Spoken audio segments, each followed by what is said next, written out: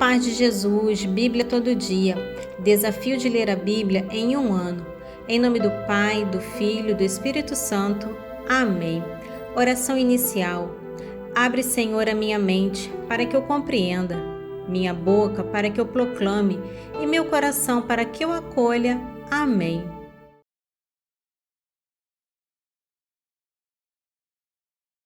O resumo de hoje, de 2 Samuel, capítulo 12, mostra a face mais profunda da misericórdia de Deus.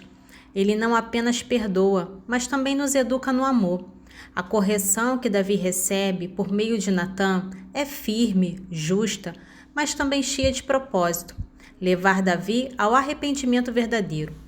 A parábola de Natã é um espelho para Davi e também para nós. Quantas vezes justificamos nossos erros enquanto condenamos os outros? Mas diante da palavra viva não há como fugir. Davi não se desculpa nem tenta se defender. Ele simplesmente diz: pequei contra o Senhor. E essa confissão sincera é suficiente para abrir as portas da misericórdia. Deus o perdoa, mas as consequências do pecado ainda se manifestam, não por vingança, mas como caminho de purificação. O luto de Davi, sua oração silenciosa e seu recomeço com Betsabé mostram um coração transformado. Vamos à leitura. 2 Samuel, capítulo 12. O Senhor mandou a Davi o profeta Natã. Este entrou em sua casa e disse-lhe: 2 homens moravam na mesma cidade, um rico e outro pobre. O rico possuía ovelhas e bois em grande quantidade. O pobre, porém, só tinha uma ovelha, pequenina, que ele comprara. Ele a criava e ela crescia junto dele como seus filhos, comendo do seu pão, bebendo do seu copo e dormindo no seu seio. Era para ele como uma filha. Certo dia chegou à casa do homem rico a visita de um estranho, e ele, não querendo tomar de suas ovelhas, nem de seus bois para aprontá-lo e dar de comer os hóspedes que lhe tinha chegado, foi e apoderou-se da ovelhinha do pobre, preparando-a para o seu hóspede. Davi, indignado contra tal homem, disse a Natã: pela vida de Deus, o homem que fez isso merece a morte. Ele restituirá 7 vezes o valor da ovelha, por ter feito isso e não ter tido compaixão. Natã disse então a Davi: tu és esse homem. Eis o que diz o Senhor, Deus de Israel: ungi-te rei de Israel. Salvei-te das mãos de Saul. Dei-te a casa do teu senhor e pus as suas mulheres nos teus braços. Entreguei-te a casa de Israel e de Judá. E se isso fosse ainda pouco, eu teria juntado outros favores, porque desprezastes o Senhor, fazendo o que é mal aos seus olhos. Feristes com a espada Urias, o Hiteu, para fazer de sua mulher a sua esposa, e o fizestes perecer pela espada dos amonitas. Por isso jamais se afastará a espada de tua casa, porque me desprezaste, tomando a mulher de Urias, o Hiteu, para fazer dela tua esposa. Eis o que diz o Senhor: vou fazer com que se levantem contra ti males vindos de tua própria casa. Sob os teus olhos tomarei as tuas mulheres e as darei a um outro, que dormirá com elas à luz do sol, porque agistes em segredo, mas eu farei diante de todo Israel e diante do sol. Davi disse a Natã: pequei contra o Senhor. Natã respondeu-lhe: o Senhor perdoa o teu pecado, não morrerás. Todavia, como desprezastes o Senhor com essa ação, morrerá o filho que te nasceu. E Natã voltou para sua casa. O Senhor feriu o menino que a mulher de Urias tinha dado a Davi, e ele adoeceu gravemente. Davi suplicou ao Senhor pelo menino, jejuou e passou a noite em sua casa, prostrado por terra, vestido com um saco. Os anciãos de sua casa, de pé junto dele, insistiam em que ele se levantasse do chão, mas ele não o quis, nem tomou com eles alimento algum. Ao 7º dia morreu o menino. Os servos do rei não ousavam dar-lhe a notícia, pensando: quando o menino ainda vivia, nós lhe falávamos e ele não queria ouvir-nos. Quanto mais se afligirá agora, se lhe anunciarmos que o menino morreu, seria uma desgraça. Davi notou que seus servos cochichavam entre si e compreendeu que o menino morrera. Perguntou-lhes: morreu o menino? Sim, responderam-lhe. Então Davi levantou-se do chão, lavou-se, perfumou-se, mudou de roupa e entrou na casa do Senhor para se prostrar. De volta à sua casa, mandou que lhe servisse a refeição e comeu. Seus servos disseram-lhe: que fazes? Quando a criança ainda vivia, jejuavas e chorava. Agora que morreu, tu te levantas e comes? Eu jejuava e orava pelo menino enquanto vivia, respondeu ele, porque dizia comigo, quem sabe, talvez o Senhor tenha pena de mim e o menino ficará bom. Mas agora ele morreu, por que jejuar ainda?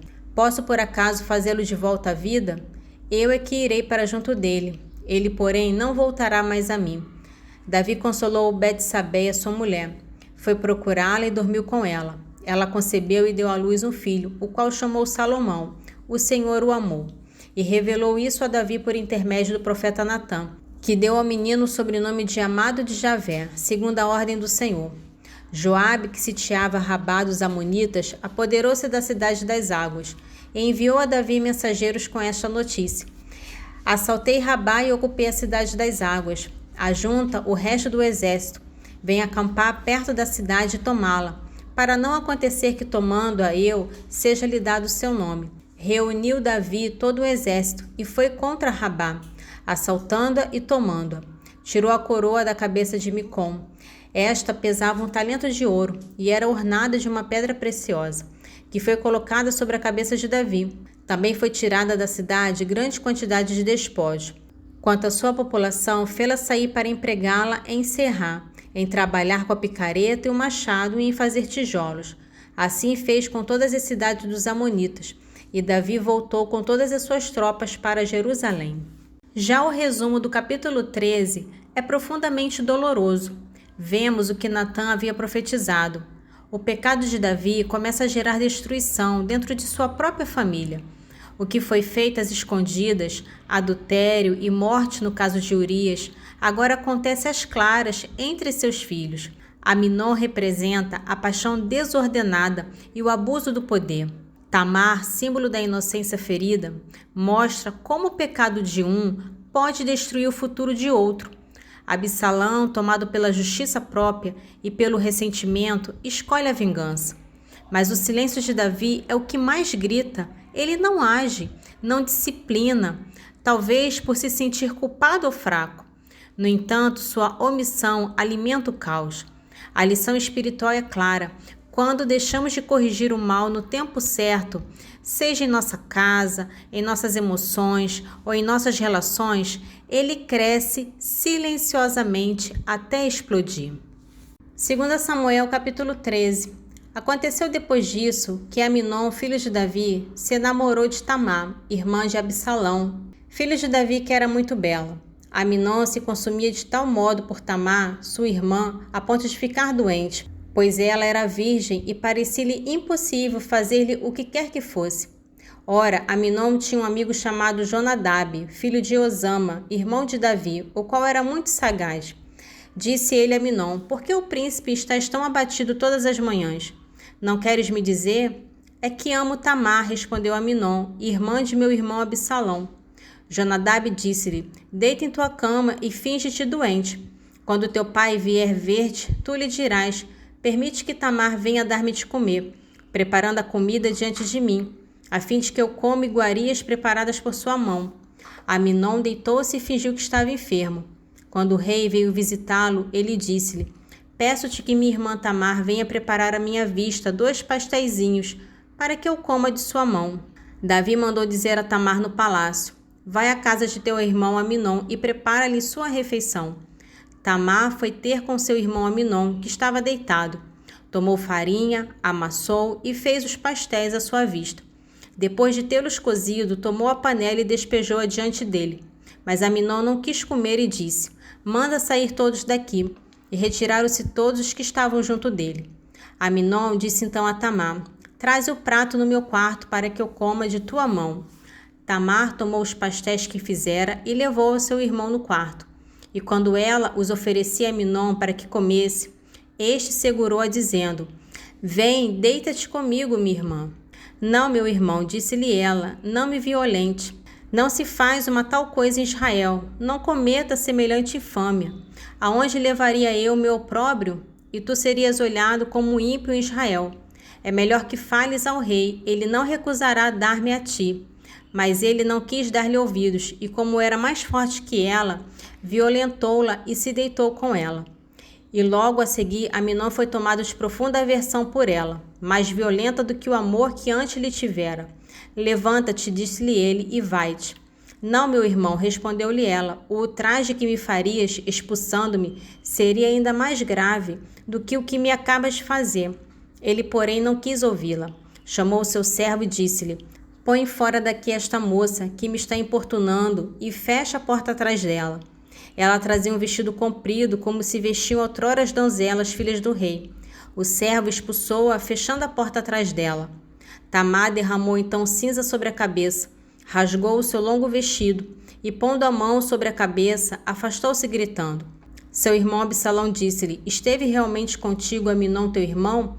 Por agora, cala-te, minha irmã, ele é teu irmão, não penses mais nisso. E Tamar permaneceu consternada na casa de seu irmão Absalão. O rei Davi soube de tudo o que se tinha passado e inflamou-se com violência a sua cólera, mas não quis afligir seu filho Amnon, pois o amava por ser o seu primogênito. Quanto a Absalão, este não disse a Amnon uma só palavra, nem boa nem má, porque o odiava por ter ele violentado sua irmã Tamar. Passado 2 anos, Absalão tosqueava suas ovelhas em Baal-Assó, perto de Efraim, e convidou todos os filhos do rei. Veio ter com o rei e disse-lhe, eis que te tosquio as ovelhas de teu servo. Venha, pois, o rei com seus familiares à casa do teu servo. O rei disse-lhe, não, meu filho, não iremos todos, para não te sermos pesados.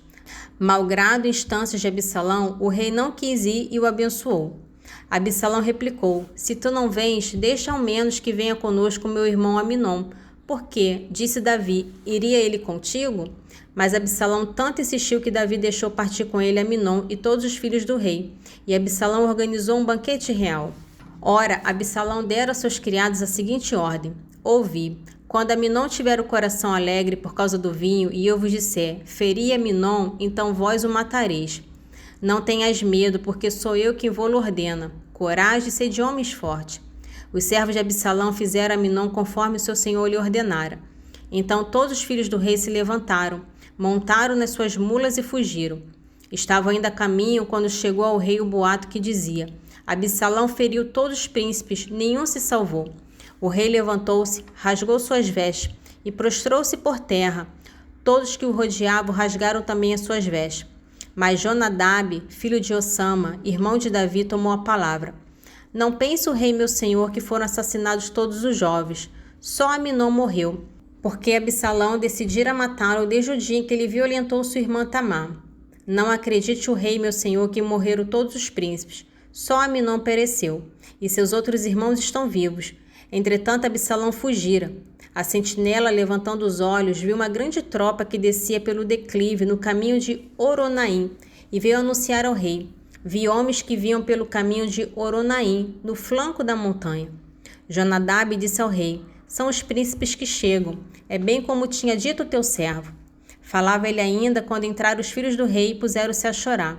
Então o rei e todos os seus derramaram abundantes lágrimas. Quanto a Absalão fugira para junto de Tomai, filho de Amiúde, rei de Gesur. Enquanto isso, Davi continuava de luto pelo filho. E Absalão permaneceu 3 anos em Gesur, para onde fugira.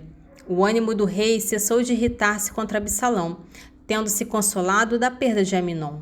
O resumo do Evangelho de João é uma passagem muito conhecida, pois fala da mulher samaritana. Esse encontro é um dos momentos mais reveladores do Evangelho. Esta mulher representa cada um de nós. Estamos sedentos, marcados pelo pecado, com sede de amor, verdade e sentido. Jesus não se afasta dela por causa de sua história, mas a acolhe e a revela a sua dignidade. A água que Jesus oferece é o Espírito Santo.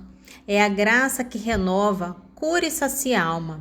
E veja, quando a mulher é tocada por essa presença viva, abandona o cântaro, símbolo das buscas anteriores, e corre para anunciar Jesus. A sede da alma encontrou a fonte. Vamos à leitura. Evangelho de São João, capítulo 4, dos versículos 4 ao 42. Ora, devia passar por Samaria. Chegou, pois, a uma localidade da Samaria chamada Sicá, junto das terras de Jacó, dera seu filho José. Ali havia o poço de Jacó, e Jesus, fatigado da viagem, sentou-se à beira do poço. Era por volta do meio-dia. Veio uma mulher da Samaria tirar água. Pediu-lhe Jesus: dai-me de beber, pois os discípulos tinham ido à cidade comprar mantimentos. Aquela samaritana lhe disse: sendo tu judeu, como pedes de beber a mim, que sou samaritana? Pois os judeus não se comunicavam com os samaritanos. Respondeu-lhe Jesus: se conhecesses o dom de Deus e quem é que te diz, dai-me de beber, certamente lhe pedirias tu mesma, e ele te daria uma água viva. A mulher lhe replicou: Senhor, não tens com que tirá-la, e o poço é fundo. Donde tens, pois, essa água viva? És porventura maior do que o nosso pai Jacó, que nos deu este poço, do qual ele mesmo bebeu e também os seus filhos e os seus rebanhos? Respondeu-lhe Jesus: todo aquele que beber desta água tornará a ter sede, mas o que beber da água que eu lhe der jamais terá sede. Mas a água que eu lhe der virá a ser nele fonte de água, que jorrará até a vida eterna. A mulher suplicou: Senhor, dai-me desta água, para eu já não ter sede, nem vir aqui tirá-la. Disse-lhe Jesus: vai, chama teu marido e volta cá. A mulher respondeu: não tenho marido. Disse Jesus: tens razão em dizer que não tens marido. Tiveste 5 maridos, e o que agora tens não é teu. Nisso dissestes a verdade. Senhor, disse-lhe a mulher, vejo que és profeta. Nossos pais adoraram neste monte, mas vós dizeis que é em Jerusalém que se deve adorar.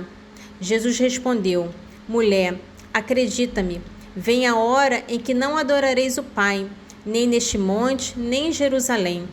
Vós adorais o que não conheceis, nós adoramos o que conhecemos, porque a salvação vem dos judeus. Mas vem a hora e já chegou, em que os verdadeiros adoradores hão de adorar o Pai em espírito e verdade. E são esses adoradores que o Pai deseja. Deus é espírito, e os seus adoradores devem adorá-lo em espírito e verdade. Respondeu a mulher: sei que deves vir o Messias, que se chama Cristo. Quando, pois, vier, ele nos fará conhecer todas as coisas. Disse-lhe Jesus: sou eu quem fala contigo. Nisso seus discípulos chegaram e maravilharam-se de que estivesse falando com uma mulher. Ninguém, todavia, perguntou: que perguntas? Ou que falas com ela? A mulher deixou seu cântaro, foi à cidade e disse àqueles homens: vinde e vede um homem que me contou tudo o que tenho feito. Não seria ele porventura o Cristo? Eles saíram da cidade e vieram ter com Jesus. Entretanto, os discípulos lhe pediam: mestre, come. Mas ele lhe disse: tenho um alimento para comer que vós não conheceis. Os discípulos perguntavam uns aos outros: alguém lhe teria trazido de comer? Disse-lhe Jesus: meu alimento é fazer a vontade daquele que me enviou e cumprir a sua obra. Não dizeis vós que ainda há 4 meses e vem a colheita? Eis que vos digo: levantai os vossos olhos e vede os campos, porque já estão brancos para a ceiva. O que ceifa recebe o salário e ajunta fruto para a vida eterna. Assim o semeador e o ceifador juntamente se regozijarão, porque eis que se pode dizer com toda a verdade: um é o que semeia, outro é o que ceifa. Enviei-vos a ceifar onde não tendes trabalho. Outros trabalharam, e vós entrastes nos seus trabalhos.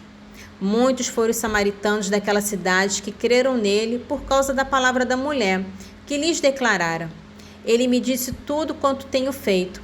Assim, quando os samaritanos foram ter com ele, pediram que ficasse com eles. Ele permaneceu ali 2 dias. Ainda muitos outros creram neles por causa das suas palavras, e diziam à mulher: já não é por causa da tua declaração que cremos, mas nós mesmos ouvimos e sabemos ser este verdadeiramente o Salvador do mundo. O resumo do trecho deste salmo expõe a hipocrisia religiosa, pessoas que falam de Deus com os lábios, mas vivem afastadas de seus mandamentos. Deus se apresenta como justo juiz que não se deixa enganar por aparências. Ele repreende com firmeza os que usam palavras sagradas, mas praticam a injustiça, especialmente contra o próximo. O final do salmo aponta o caminho. O louvor sincero e a retidão de vida são os verdadeiros sacrifícios agradáveis a Deus. Não basta recitar as palavras certas, é preciso viver de modo coerente com a fé. Salmo 49, dos versículos 16 ao 23. Ao pescador, porém, Deus disse: Por que recitas os meus mandamentos e tens na boca as palavras da minha aliança? Tu que aborreces meus ensinamentos e rejeitas minhas palavras, se vês um ladrão, te ajuntas a ele e com adúlteros te associas. Dás plena licença à tua boca para o mal e tua língua trama fraude. Tu te assentas para falar contra teu irmão, cobres de calúnia o filho de tua própria mãe. Eis o que fazes, e eu hei de me calar? Pensas que eu sou igual a ti? Não, mas vou te repreender e te lançar em rosto os teus pecados. Compreendei bem isto, vós que vos esqueceis de Deus. Não suceda que eu vos arrebate e não haja quem vos salve. Honra-me quem oferece um sacrifício de louvor, ao que procede retamente. A este eu mostrarei a salvação de Deus. O resumo de Provérbios é um trecho de um mosaico de sabedoria prática.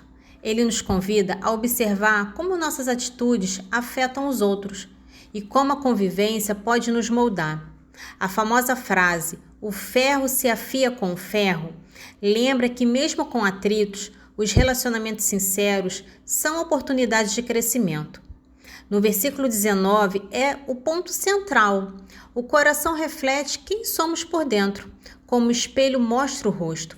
E termina com um alerta sobre o desejo desmedido. Assim como o abismo nunca se enche, o olhar humano sem Deus sempre quer mais e nunca se satisfaz. Provérbios capítulo 27, dos versículos 14 ao 20. Quem, desde o amanhecer, louva seu vizinho em alta voz, é censurado de o ter amaldiçoado. Goteira que cai de contínuo em dia de chuva e mulher litigiosa, tudo é a mesma coisa. Querer retê-la é reter o vento, ou pegar azeite com a mão.